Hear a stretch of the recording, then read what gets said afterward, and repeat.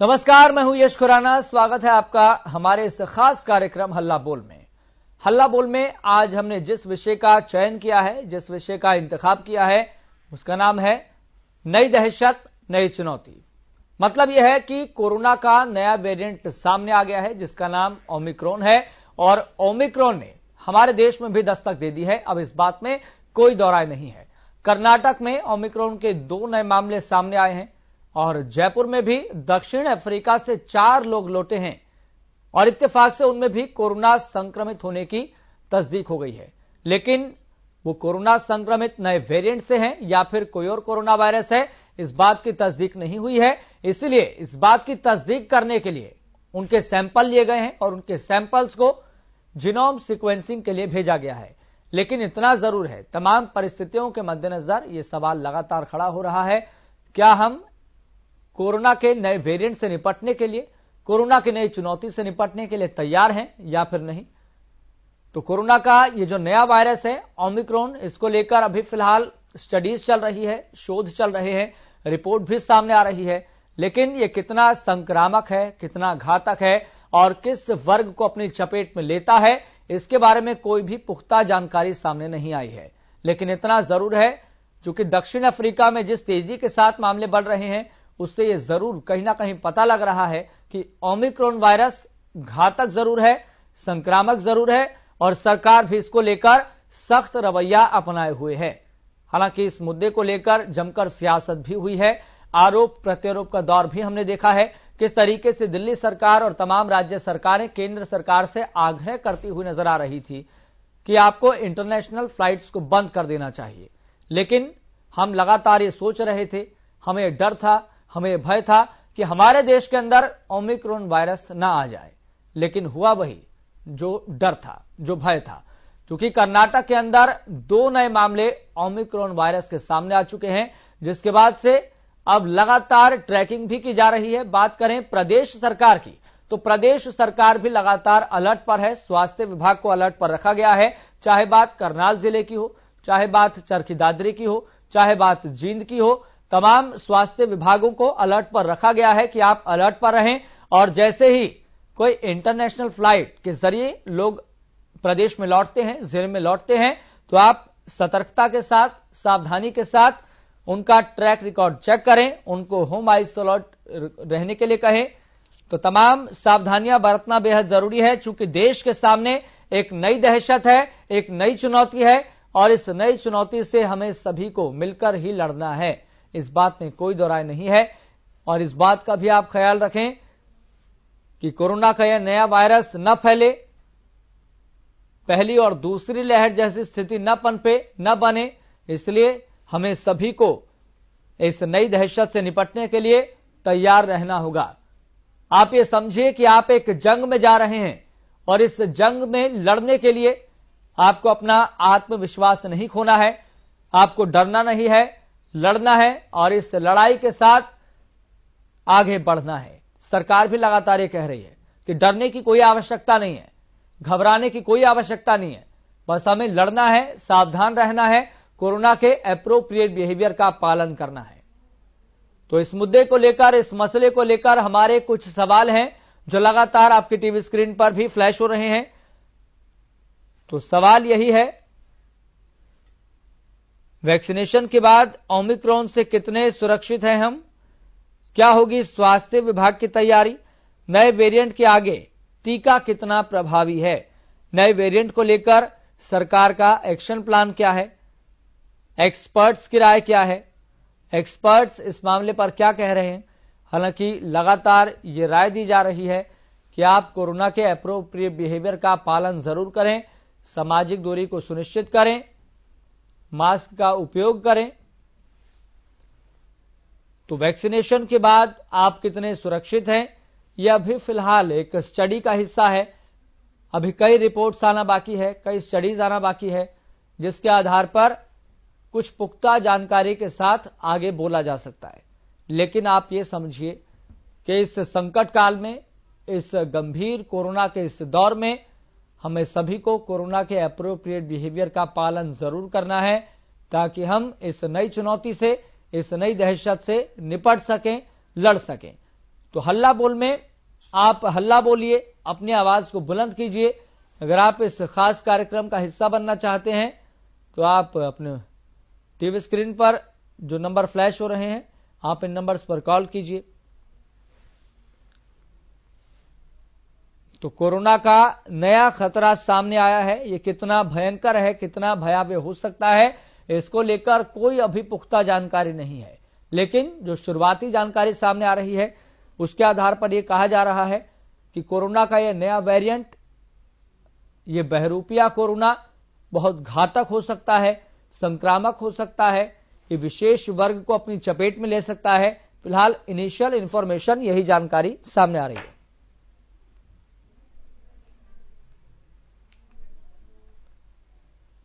तो आपको बता दें, कई रिपोर्ट्स लगातार सामने आ रही है और इन रिपोर्ट्स के आधार पर जो इनिशियल इंफॉर्मेशन सामने आ रही है, उन इनिशियल इंफॉर्मेशन के आधार पर आप सावधान रहें, एहतियात बरतें और सतर्कता भी बढ़ाए रखें। अपनों का भी ख्याल रखें, अपना भी ख्याल रखें, क्योंकि इस गंभीर दौर में, इस संकट काल में, इस मुश्किल के दौर में हमें सभी को इस बात का जरूर ख्याल रखना है कि हम कोरोना के एप्रोप्रिएट बिहेवियर का पालन जरूर करें। क्योंकि इस तमाम परिस्थितियों के बीच सबसे बड़े हथियार के तौर पर, सबसे बड़े सुरक्षा चक्र के तौर पर यही चीजें काम करती हैं जो शुरुआती दौर से लेकर अब तक समझाया जा रहा है, बताया जा रहा है कि हम सामाजिक दूरी की पालना जरूर सुनिश्चित करें, मास्क का उपयोग जरूर करें। सरकारें अपना काम कर रही है, स्वास्थ्य विभाग अपना काम कर रहा है, प्रशासन अपना काम कर रहा है, लेकिन यहां पर आपकी भी जिम्मेदारी है, हमारी भी जिम्मेदारी है। हमें सभी को मिलकर इस कोरोना की नई चुनौती से, इस नए वेरिएंट से लड़ना है, आगे बढ़ना है, डरना नहीं है, घबराने की जरूरत नहीं है। तो लगातार आपकी टीवी स्क्रीन पर नंबर फ्लैश हो रहे हैं। अगर आप इस खास कार्यक्रम का हिस्सा बनना चाहते हैं तो आप जरूर कॉल कीजिए, तुरंत कॉल कीजिए। और आपके जिले में, आपके क्षेत्र में, यहां तक कि आपकी राज्य सरकारें कोरोना के इस नए वेरिएंट से निपटने के लिए, नई चुनौती से निपटने के लिए कितना तैयार दिखाई दे रही है। आपके जिले में स्वास्थ्य ढांचे को लेकर क्या स्थिति है, आपके जिले में अस्पताल कितने हैं, अस्पतालों में डॉक्टर्स हैं या फिर नहीं है, और पहली और दूसरी लहर का जो अनुभव है उसको भी आप साझा कर सकते हैं।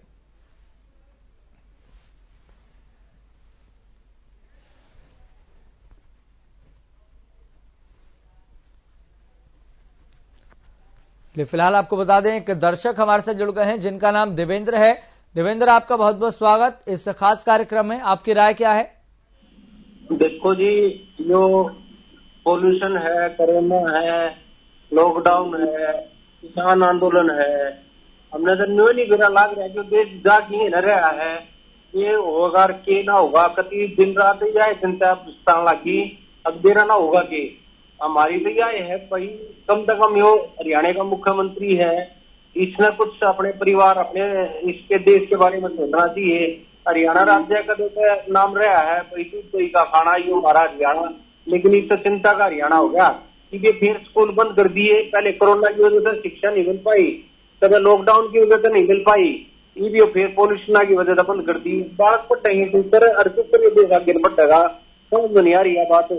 और जो बात कर रहे थे लगातार जो है कितन की प्रशासन की, और सब क्या है कि लापरवाही है, इसमें लापरवाही नहीं भी मान लो, अब कार्रवाई नहीं होती, टाइम सर का काम नहीं होता। इतनी फैक्ट्री ये दिन रात चलना है, इतना का घड़ी चलना है, इतने बताओ पोल्यूशन पर कंट्रोल क्यों ऊपर होगा, छापे क्यों ना मारता प्रशासन।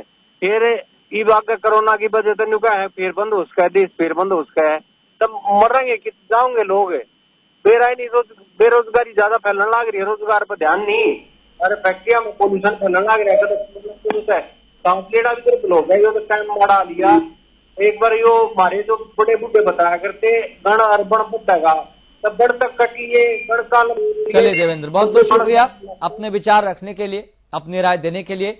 और इसी मसले पर, चूंकि ये मसला लगातार गंभीर होता जा रहा है, सरकारों पर सवाल इसलिए खड़ा हो रहा है कि सरकार और प्रशासन अपने स्तर पर क्या तैयारियां कर रहे हैं। आपके जिले में अस्पतालों की संख्या कितनी है, अस्पताल में डॉक्टर्स हैं या फिर नहीं है, और व्यवस्था किस तरह की है, ये तमाम सवाल लगातार पूछे जा रहे हैं। एक और दर्शक हमारे से जुड़ गए हैं, बलदेव जुड़ गए हैं। बलदेव, आपका बहुत बहुत स्वागत है इस खास कार्यक्रम में। आपकी राय क्या है, आपके विचार क्या है, आप क्या नजरिया पेश करना चाहते हैं इस मसले पर? इसके बारे में कहना चाहूंगा जी कि ढिंढोरा ज्यादा पिटाया जा रहा है सरकार का और एक्चुअल में धरातल पर काम नहीं हो रहा। इन्होंने पीछे से कहा था भी हमने हॉस्पिटलों में ऑक्सीजन के प्लांट दे दिए। वो अगर आप सही मायने में जाके आपकी टीम उस पर रिसर्च करेगी तो आपको 2-4% ही चालू हालत में मिलेंगे, बाकी वैसे खड़े हैं। तो इसमें कमीशन खोरी ज्यादा हो रही है और ये ज्यादा कुछ नहीं हो रहा। और हरियाणा में तो ये इनका पीछे से इलाहाबाद चुनाव के ऊपर जोर था भाई किसी ढंग से पैसे से और से किसी ढंग से जीता जाए। वो इन्होंने वोट दिखा दिए, मेरे को 60,000 वोट मिल गए इसलिए जनता मेरे साथ है।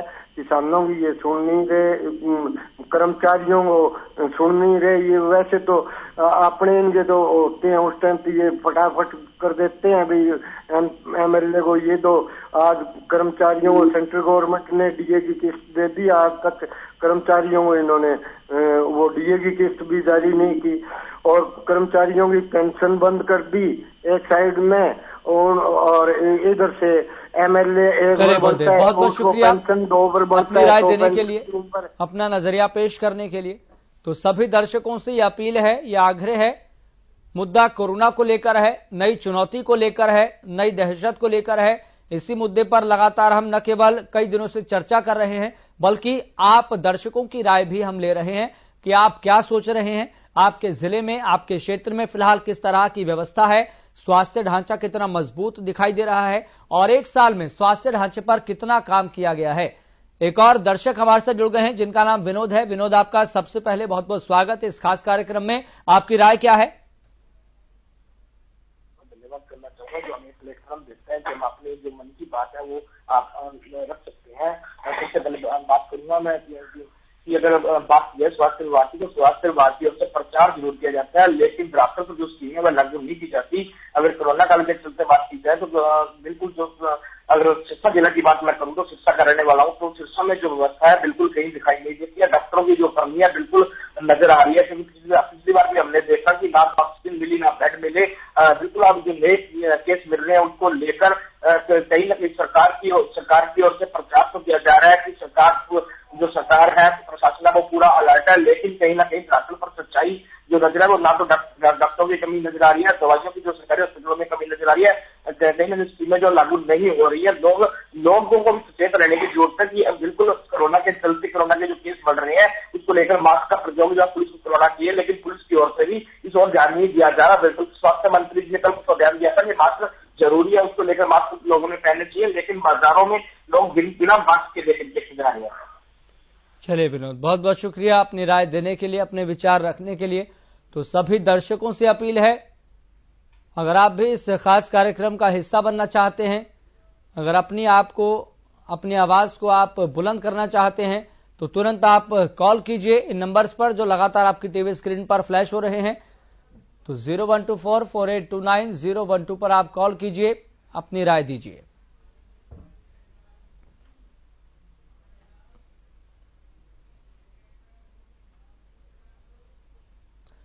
तो हल्ला बोल का यह खास कार्यक्रम लगातार जारी रहेगा। लौटते हैं और वापस मुद्दा हमारा कोरोना वायरस को लेकर ही है कि कोरोना वायरस का एक नया वेरिएंट सामने आया है, ओमिक्रॉन जिसका नाम बताया जा रहा है, और इसको लेकर प्रदेश का स्वास्थ्य विभाग पूरी तरह से अलर्ट पर है और कुछ सवाल भी इस संबंध में हमारे लगातार आपकी टीवी स्क्रीन पर फ्लैश हो रहे हैं।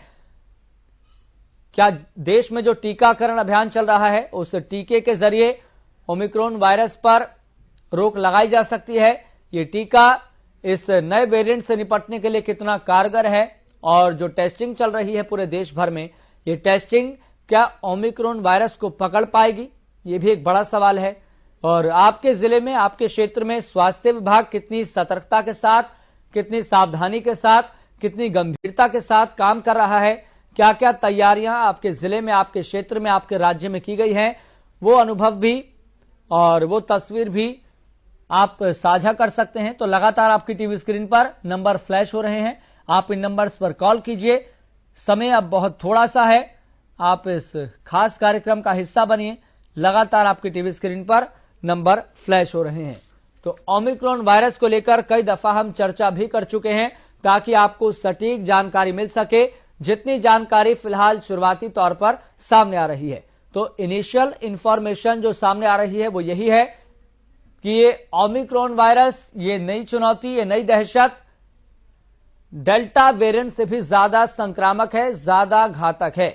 आंकड़े की बात करें तो 5 गुना ज्यादा इसे घातक बताया जा रहा है, 5 गुना ज्यादा इसे संक्रामक बताया जा रहा है। और यह भी बताया जा रहा है कि यह विशेष वर्ग को अपनी चपेट में लेता है, क्योंकि दक्षिण अफ्रीका में 11,000 से ज्यादा मामले रोज सामने आ रहे हैं और दक्षिण अफ्रीका में यही स्थिति एक लंबे समय से बनी हुई है।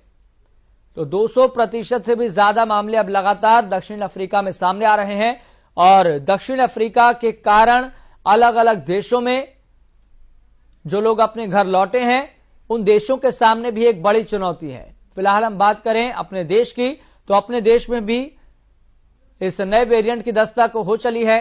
कर्नाटक में 2 नए मामले ओमिक्रॉन के सामने आए हैं और जयपुर में भी दक्षिण अफ्रीका से 4 लोग अपने घर लौटे हैं। फिलहाल ये इस बात की तस्दीक नहीं हो पाई है कि वो 4 लोग कोरोना के इस नए वेरिएंट से पीड़ित हैं, संक्रमित हैं। फिलहाल ये जानने के लिए जीनोम सीक्वेंसिंग के लिए उनके सैंपल भेजे गए हैं। रिपोर्ट आते ही इस बात की भी तस्दीक हो जाएगी कि जो जयपुर से 4 लोग लौटे हैं उनमें कोरोना के नए वेरिएंट की पुष्टि हुई है या फिर नहीं हुई। लेकिन इस खास कार्यक्रम में लगातार हम यही सवाल उठा रहे हैं कि आप सावधान रहें, सतर्क रहें, क्योंकि सावधान रहना, सतर्क रहना बहुत जरूरी है। और ये सुरक्षा चक्र भी है, और सुरक्षा चक्र ये भी है कि आप सामाजिक दूरी का पालन करें, आप मास्क का उपयोग जरूर करें। तो हल्ला बोल में अब बहुत थोड़ा सा समय बचा है। यह हमारा खास कार्यक्रम है जिसमें हम आपको अपनी आवाज बुलंद करने का मौका देते हैं, अवसर देते हैं, ताकि आप अपनी आवाज को बुलंद कर सकें, अपनी राय दे सकें, अपने विचार प्रकट कर सकें, अपना नजरिया पेश कर सकें।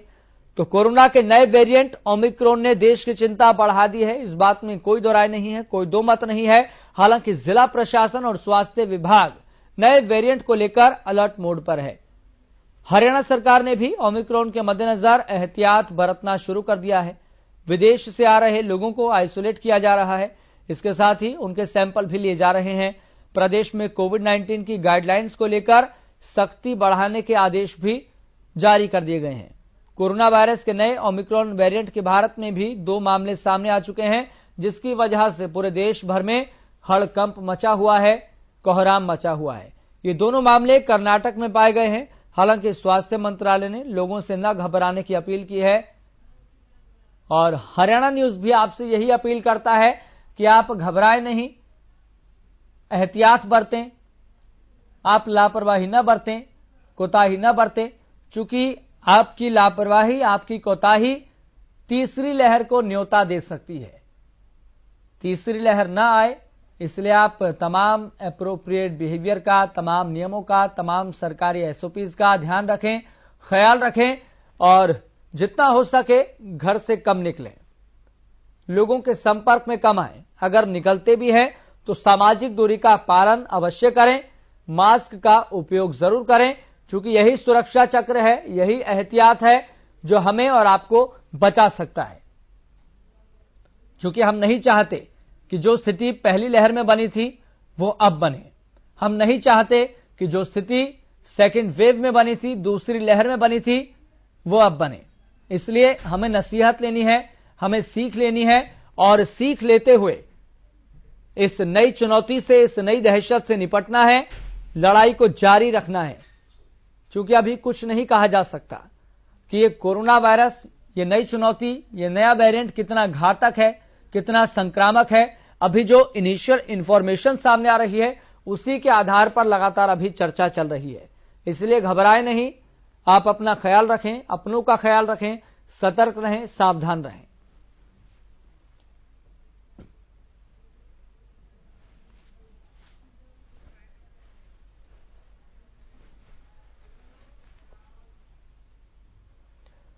तो नया वेरिएंट जरूर है, नई चुनौती जरूर है, नई दहशत जरूर है, लेकिन स्वास्थ्य विभाग भी लगातार यही अपील कर रहा है कि आप अपना ध्यान रखें, अपना ख्याल रखें, एहतियात बरतें, कोताही न बरतें, लापरवाही न बरतें, क्योंकि यही सबसे बड़ा निपटने के लिए सुरक्षा चक्र है। फिलहाल मुझे दीजिए इजाजत, देखते रहिए हरियाणा न्यूज।